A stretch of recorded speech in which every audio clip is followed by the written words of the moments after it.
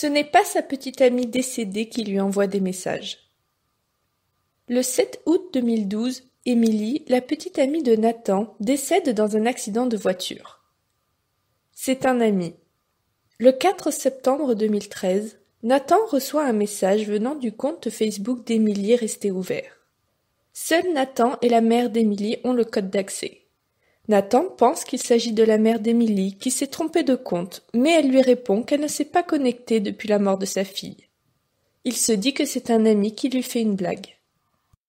Ce n'est pas un ami.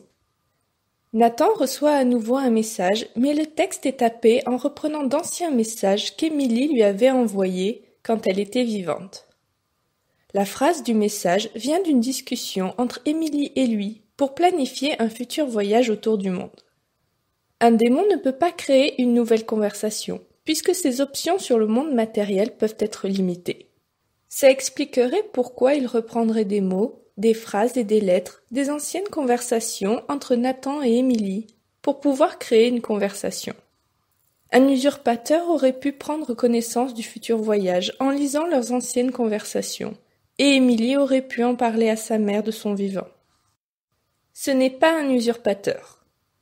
Émilie a été taguée depuis son compte Facebook sur les photos actuelles postées par Nathan à l'endroit où elle se trouvait quand elle était vivante et son interlocuteur fait une référence à Émilie, écrivant qu'elle sentait toujours la cannelle. Pour connaître les endroits où Émilie s'était placée et son odeur, cette personne devait être proche d'Émilie de son vivant. Un usurpateur aurait demandé quelque chose à Nathan en échange, comme de l'argent, mais il ne demande rien. Comme si la seule chose qui l'intéressait était de le torturer psychologiquement. C'est la mère d'Émilie.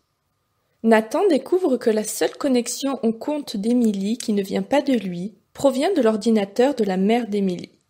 Nathan ne la soupçonne pas, pensant qu'elle n'a pas de connaissances en informatique. Cependant, Nathan raconte aussi que sa copine aimait la technologie. Elle aurait pu former sa mère.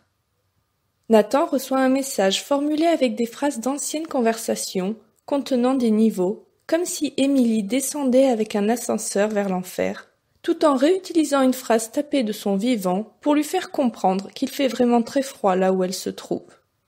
Suite à ces messages, Nathan fait souvent le même cauchemar où Émilie est coincée dans une voiture gelée et qu'il ne peut rien faire pour l'aider. Dévasté, Nathan envoie un message au compte d'Émilie en lui expliquant qu'elle lui manque.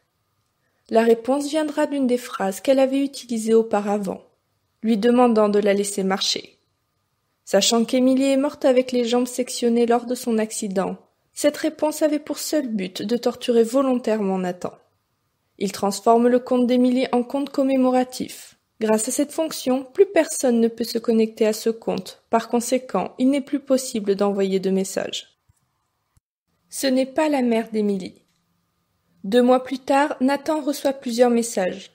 Mais cette fois, ils sont tapés avec des phrases que Nathan avait envoyées à Émilie le jour de son accident, où il s'inquiétait pour elle et lui demandait de le rappeler, avant de rajouter les mots froids et gelés. Puis Nathan reçoit une notification Facebook avec un message qui contient une photo de lui sur son ordinateur, prise de l'extérieur de sa maison, avec le message glacial écrit sous la photo. La fonction de commémoration bloquant tout type d'interaction avec le compte d'Émilie, seul un être ne pouvant pas être affecté par les barrières faites par des humains aurait pu réussir.